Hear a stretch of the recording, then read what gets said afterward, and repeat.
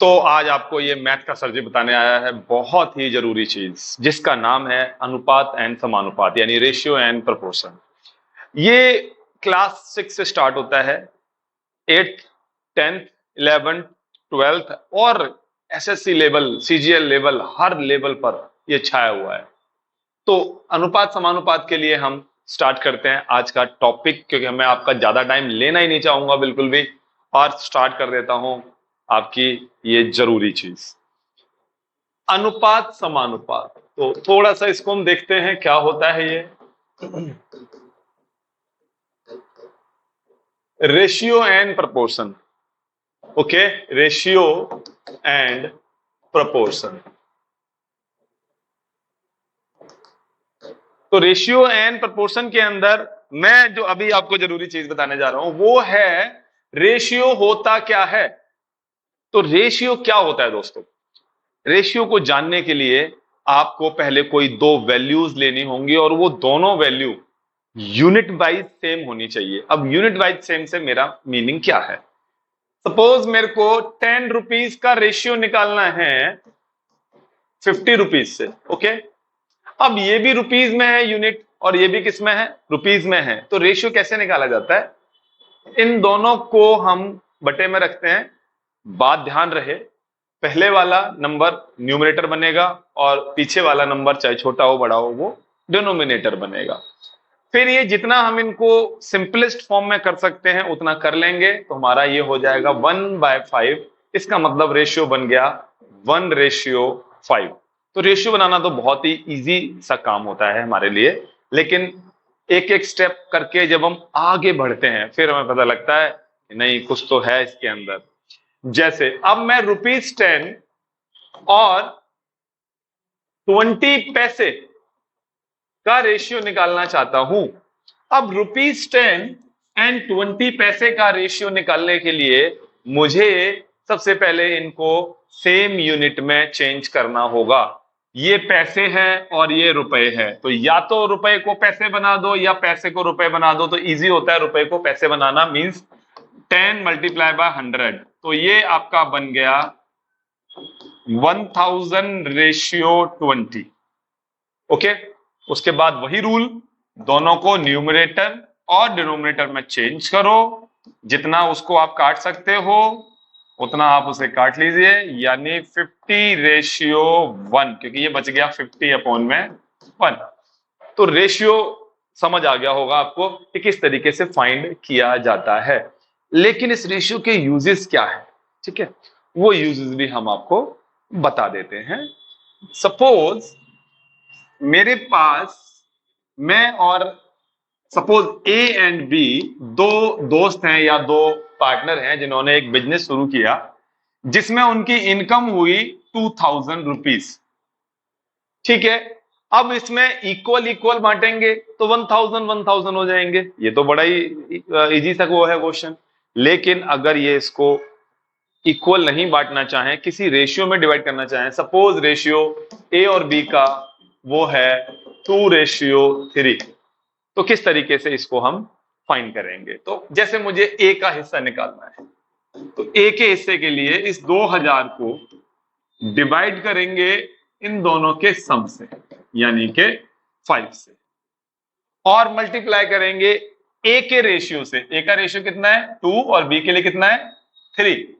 तो 2 से मल्टीप्लाई कर देंगे तो 5 4 ये हो गया आपका 800, यानी ए को मिलेंगे 800 तो बी को ऑटोमेटिकली मिल जाएंगे 1200। लेकिन अगर बी का वैसे फाइंड करना हो एज अ फॉर्मूला तो किस तरीके से करेंगे तो वो आप देख लीजिए। 2000 डिवाइड बाय टोटल सम यानी कि 5 मल्टीप्लाई बाय 3, क्योंकि बी का शेयर है 3। सेम वही तरीका 400 4 3 1200, ये आपका मान हो गया। तो ये रेशियो बहुत काम की चीज है। सर रेशियो 2 में ही बताओगे? 3 में भी बता दो। ठीक है जी, हम आपको 3 में बता देते हैं। सपोज 2000 रुपीज को अब 3 दोस्तों में बांटना है और जिनका रेशियो है 5:3:2। कितना है? 5:3:2। तो हम क्या करेंगे? ए का शेयर निकालेंगे, पहले तो इनका सम कर लेंगे, आ जाएगा 10।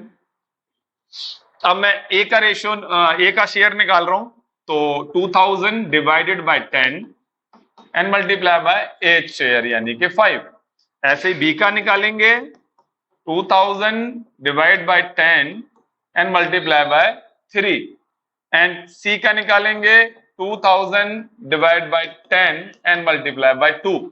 इसका आंसर आप मुझे कमेंट करके बताइए कि कितना कितना आंसर आया। आप कमेंट करके बताएंगे, कोई प्रॉब्लम भी होगी तो मैं उसको सॉल्व करने के लिए भी बैठा हुआ हूं आपके सामने। चलिए अब हम बात करते हैं समानुपात की। किसकी बात करते हैं? समानुपात की। तो समानुपात का मतलब क्या होता है, पहले तो मैं इसके बारे में मैं बता दूं। प्रपोर्शन जैसे 2:3, डबल रेशियो 5, सॉरी 6:x, या x नहीं, मैंने यहां पर 9 ले लिया। अब कोई मुझसे पूछता है क्या ये दोनों रेशियो इक्वल हैं? एक्चुअली इस डबल रेशियो का मतलब ही इक्वल होता है। इधर आप इक्वल भी लगा सकते हो, यानी आप इनको ये भी लिख सकते हो ऐसे करके, ये भी लिख सकते हो, कोई प्रॉब्लम नहीं है, दोनों का मतलब एक ही है। क्या ये रेशियो आपस में इक्वल हैं? अभी पता लगाते हैं। इसके लिए होता है दूर की मल्टीप्लाई दूर सी, दूर की दूर से, और पास की पास से क्या करनी है? मल्टीप्लाई। दूर की दूर से, पास की पास से मल्टीप्लाई करनी है। ये मेरा लिखने का पर्पज है कि आपको याद जल्दी से हो जाए। अब इसको हम थोड़ा सा साइड कर देते हैं। दूर की दूर से, पास की पास से मतलब है ये जो नंबर है ये हमारा दूर है, यानी ये इससे मल्टीप्लाई होगा, यानी 9 2 जा 18। फिर अब करेंगे हम पास की पास से मल्टीप्लाई, 6 3 जा 18। तो इन दोनों का भी 18 आ रहा है और इन दोनों का भी 18 आ रहा है। इसका मतलब ये इक्वल आ रहा है। इसका मतलब ये रेशियो जो आपका प्रोपोर्शन है, ये रेशियो इन प्रोपोर्शन, ठीक है, ये आपका इक्वल आपका प्रोपोर्शन हो गया।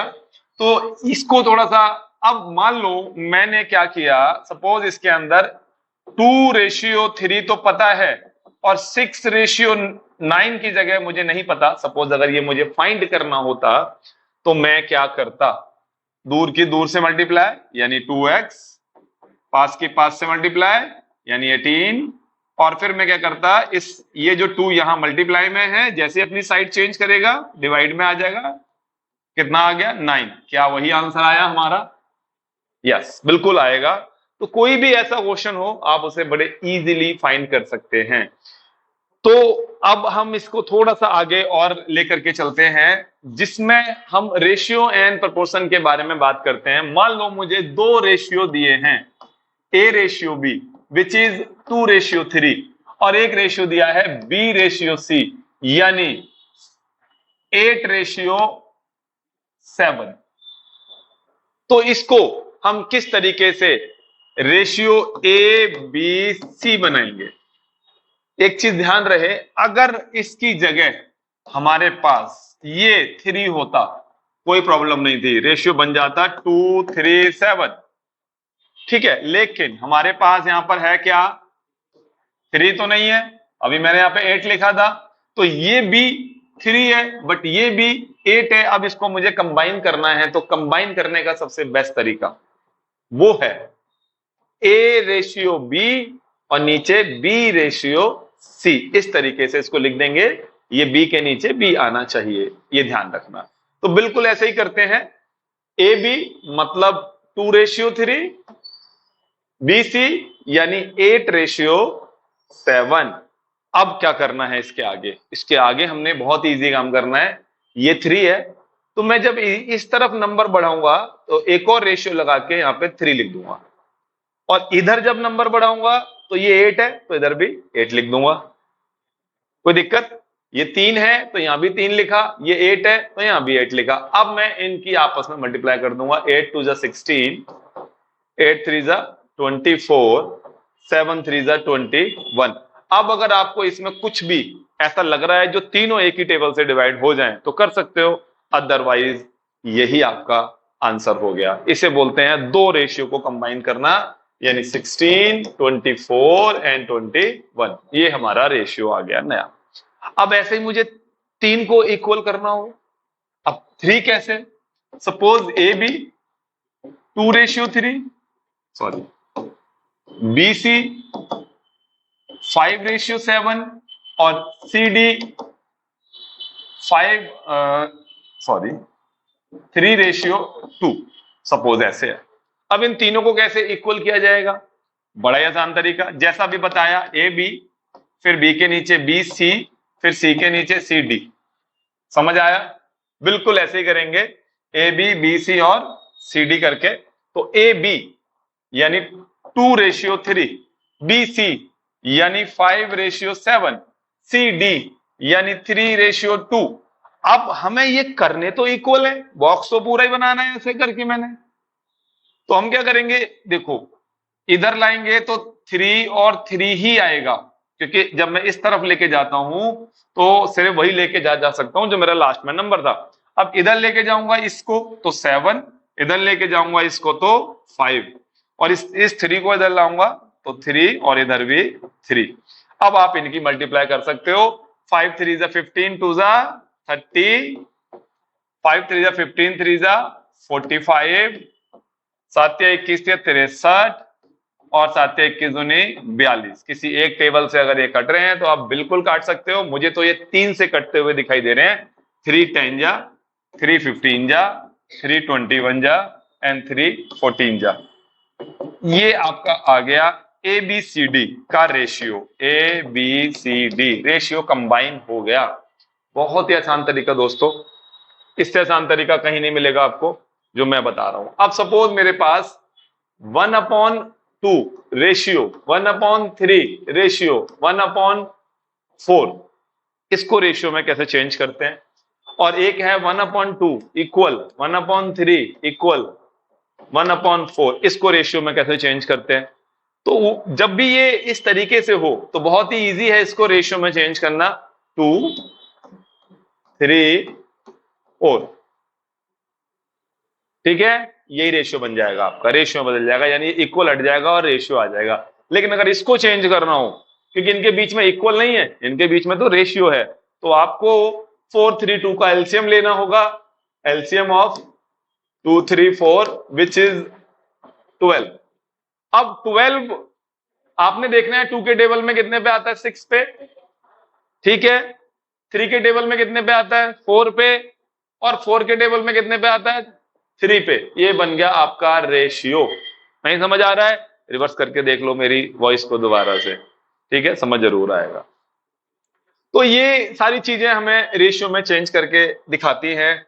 बट अब मैं आपको कुछ बताना चाहूंगा, एक क्वेश्चन जो इसके अंदर है, तो उस क्वेश्चन को पहले हम एक नोट। तो ये हमारे पास क्वेश्चन है जिसको आप देख पा रहे हैं, इसको मैं आपको अभी पढ़ के भी बता देता हूं।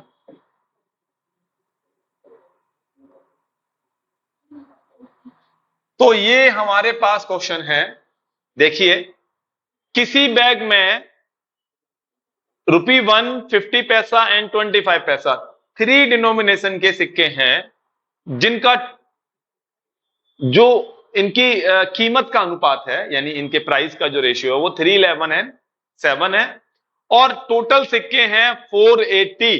तो बताइए 50 पैसे के कितने सिक्के हैं? इसको हम क्या करेंगे, किस तरीके से इसको हम सॉल्व कर सकते हैं? तो उसके लिए पहले हमें देखना पड़ेगा कि आखिर हमें गिवन क्या है। हमें गिवन है नंबर ऑफ कॉइन, बट हमें रेशियो गिवन है किसका? अमाउंट का, कीमत का।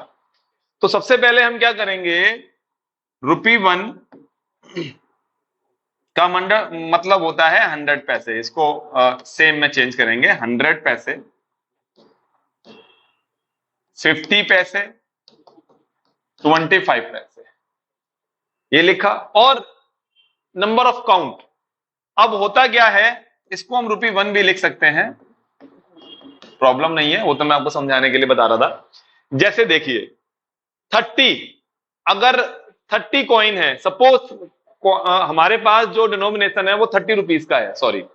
अब 30 रुपीज में 1 रुपी के कॉइन है, तो कितने कॉइन होंगे? 30 ही होंगे, नो चेंज। लेकिन जो दूसरा डिनोमिनेशन है वो हमारे पास जो आपका अमाउंट है वो है 11। अब 11 रुपीज में 50 पैसे के कितने सिक्के होंगे? 22, डबल होंगे, क्योंकि 1 रुपए में 2 50 पैसे के कॉइन होते हैं। और 7 रुपीज में हमें चाहिए 25 पैसे के सिक्के, तो वो होंगे 28। ये कैसे आया 28? देखिए 7 रुपीज में जो 25 पैसे के सिक्के हैं वो 1 रुपए में 4 सिक्के के हिसाब से होंगे, और 50 पैसे यानी 11 रुपीज में 50 पैसे के जो सिक्के हैं वो 1 रुपए में 2 के हिसाब से होंगे। तो ये हो गए 22 और ये हो गए 28। अब मैंने ये रेशियो चेंज क्यों किया?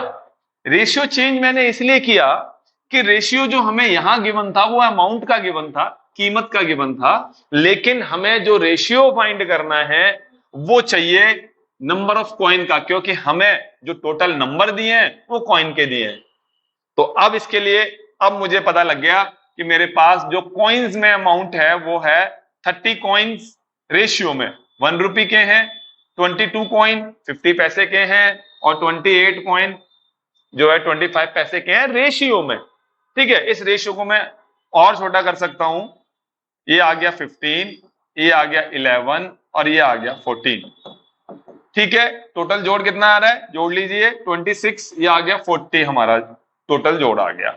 अब आपके पास टोटल कितने सिक्के हैं? 480। तो आप क्या करोगे? 480, अब आपने कौन से सिक्के निकालने हैं?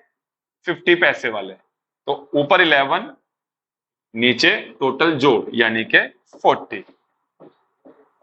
12 11 जा 132, यानी 132 कॉइन जो है वो 50 पैसे के हैं आपके पास। तो दोस्तों देखिए, इसको बहुत ही इजी आपको लगेगा, कभी भी कोई प्रॉब्लम नहीं होने वाली। एक क्वेश्चन और मैं आपको यहां पर बताता हूं। एक कार 20 लीटर पेट्रोल में 120 किलोमीटर दूरी तक चलती है, तो बताइए